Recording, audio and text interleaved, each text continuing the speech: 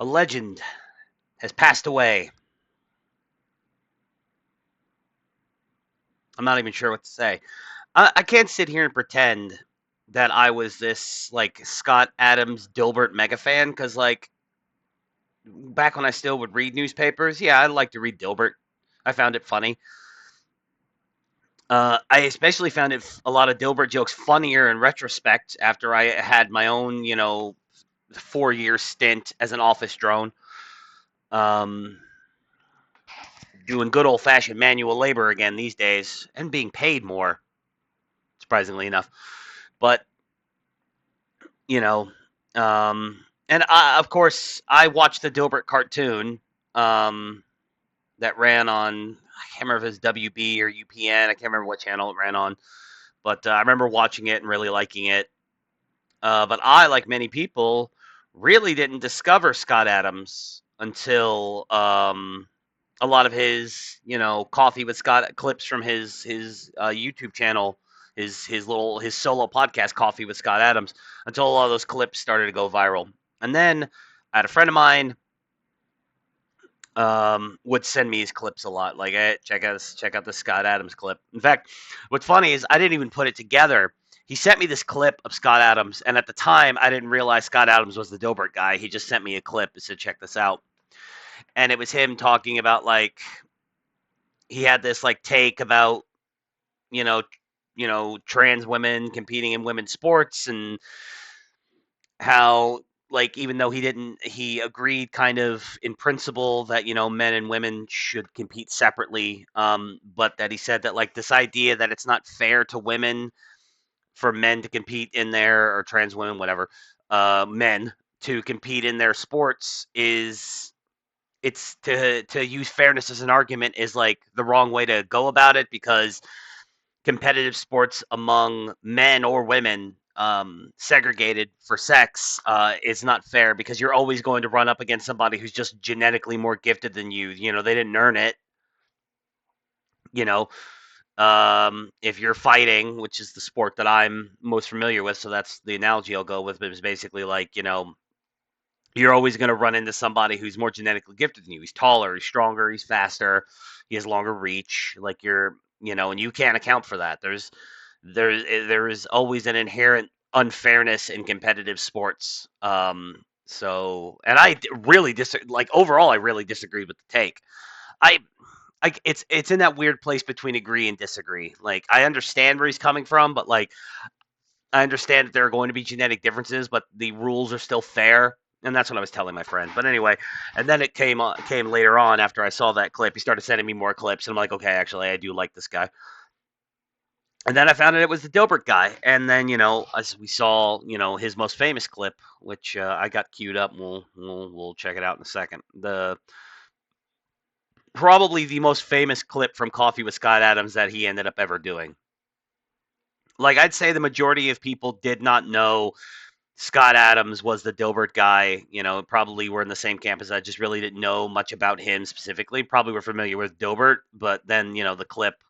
If you can see the you can see the tab, so you know which clip it is. But anyway, shout out to NPR. Yeah, shut up. Scott Adams, the controversial cartoonist who skewered corporate culture, has died at age 68. He announced in May 2025 that he had metastatic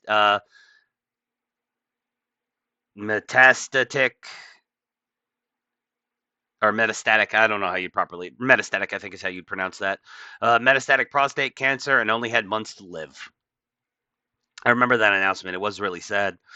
Months later, in November, Adams took to X to request and receive some very public help from President Trump and Health and Human Services Secretary Robert F. Kennedy Jr. Pulled on them strings, and it worked for him. I mean, he ended up dying a few months later anyway, but still, in the sense that Trump and RFK came through for him. Anyway, asking for their help in addressing health insurance issues that had delayed his treatment with an FDA-approved cancer drug called Pluvicto.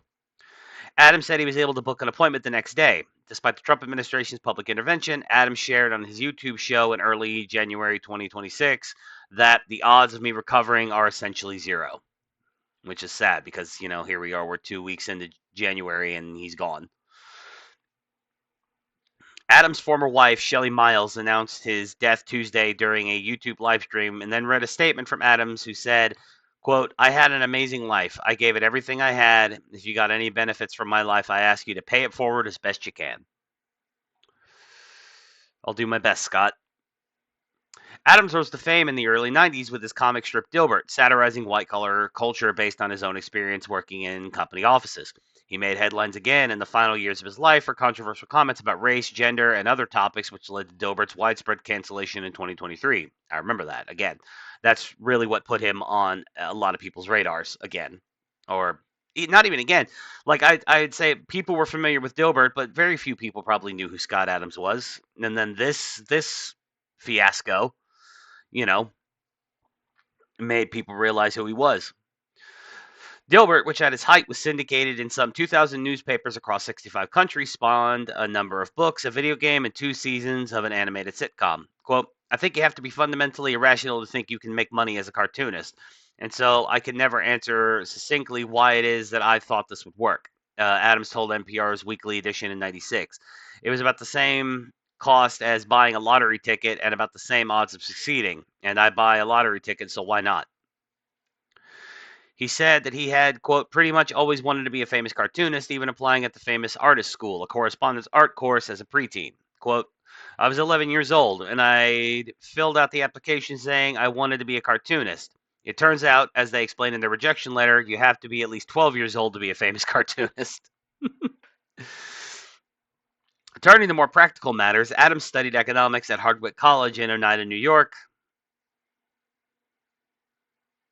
or not Oneida, Oneonta, New York, and earned an MBA from UC Berkeley. He also trained as a hypnotist at the Clement School of Hypnosis in the 1980s. I didn't even know that. Adams began his career at Crocker National Bank, working what he described in a blog post as, quote, a number of humiliating and low-paying jobs. Teller, robbed twice at gunpoint, computer programmer, financial analyst, a product manager, and commercial lender. He then spent nearly a decade working at Pacific Bell, the California telephone company now owned by AT&T, in various jobs that defied description, but all involved technology and finance, Adam put it in his biography. It was there that he started drawing Dilbert, working on strip on mornings, evenings, and weekends from 1989 to 1995. Quote, you get real cynical if you spend more than 5 minutes in a cubicle, he told NPR's Weekly Edition in 2002. But I certainly always planned that I would escape someday as soon as I got escape velocity. And escape he did.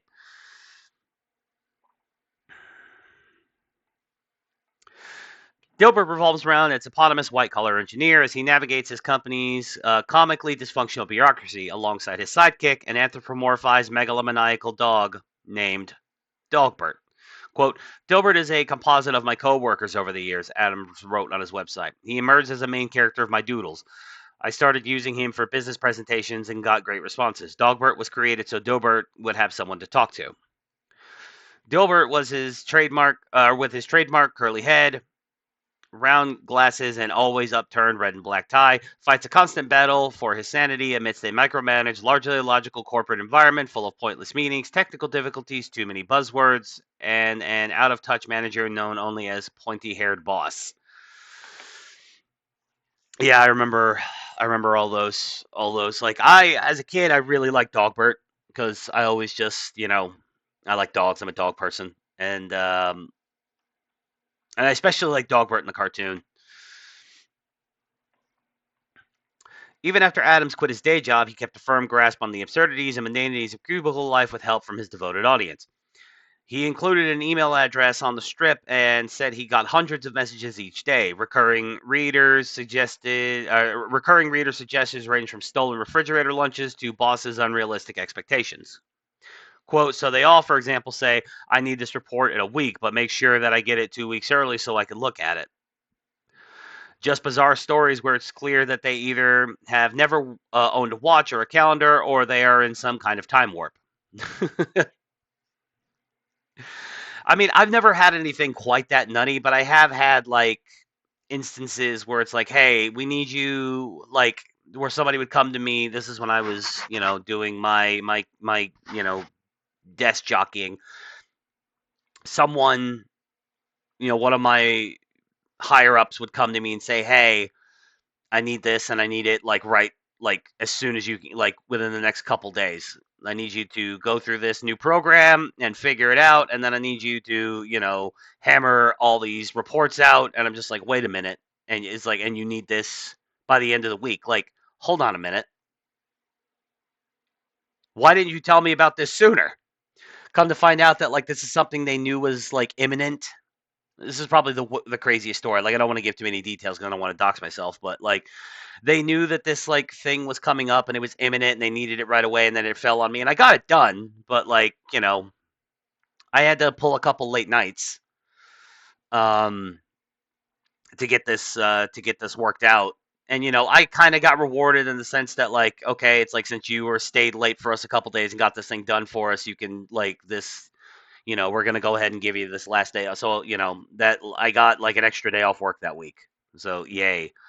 It worked for them. I got more time to myself, and they ended up not having to pay me very much overtime because, I ended up not having to go to work a whole extra day. So they saved, 9 hours of labor time. But like I've been there, is what I'm saying. So this type of stuff does happen. Dilbert's storylines evolved alongside office culture, taking aim at a growing range of societal and technological topics over the years. In 2022, Adams introduced Dave, the strip's first black character who identifies as white, a choice critics interpreted as poking fun at DEI initiatives. Now, I had stopped reading Dilbert many, many years ago, so I completely missed all this. That ushered in an era of anti-woke plotlines that saw dozens of U.S. newspapers drop the strip in 2022, foreshadowing its widespread cancellation just a year later.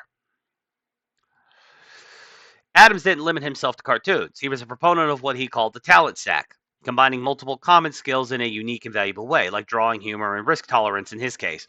He ventured briefly into food retail at the turn of the millennium, selling vegetarian microwavable burritos called Dilburritos. He published several novels and nonfiction books unrelated to the Dilbert universe over the years.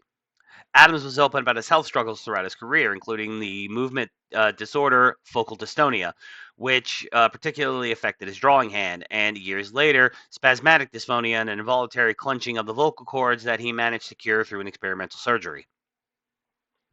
And he opined on social and political events on Real Coffee with Scott Adams, his YouTube talk series with over 180,000 subscribers.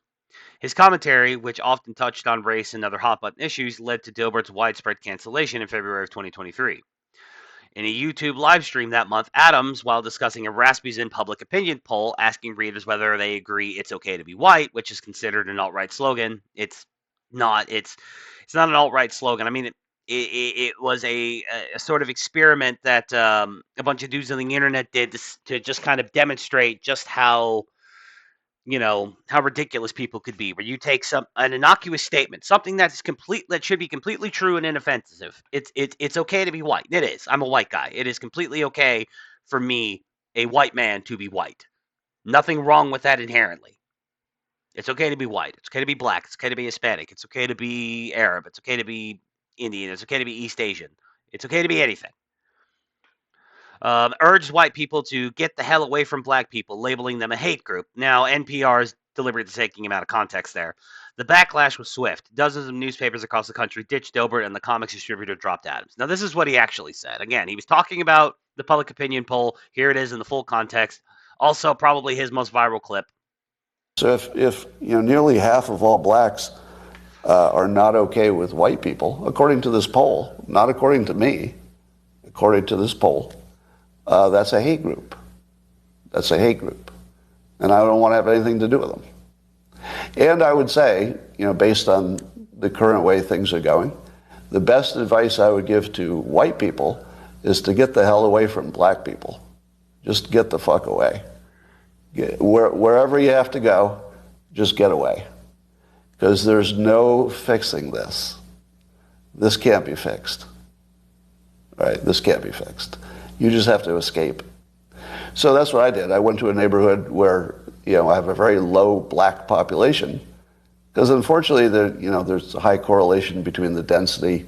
And this is according to Don Lemon, by the way. So here I'm just quoting Don Lemon, I remember when Don when Lemon he said notes this. that I remember. when he lived in a mostly black neighborhood, there were a bunch of problems that he didn't see in white neighborhoods. So even Don Lemon sees a big difference in your own quality of living based on where you live and who's there. So I think it makes no sense whatsoever as a white citizen of America to try to help black citizens anymore. It doesn't make sense. It's no longer a rational impulse. And so I'm going to back off from being helpful to black America because it doesn't seem like it pays off. Like I've been doing it all my life, and the only outcome is I get called a racist. That's. I mean, obviously, this whole clip that we got is 30 minutes long, and I don't want to watch the whole thing. But yeah, that's what he said, and it's completely innocuous. I agree with everything. The quality of living for me and my family moved up precipitously when we left the heavily black and Hispanic crime-ridden area we were living at in Florida and relocated to Kentucky. I mean, that is my lived experience. You know, And I wish none of that was true. I wish we could all just, fuck it. Why can't we be friends? Why can't we be friends? I don't,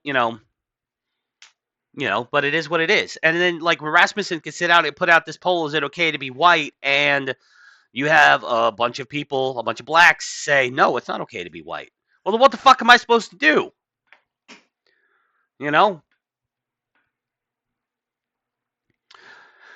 Anyway, carrying on.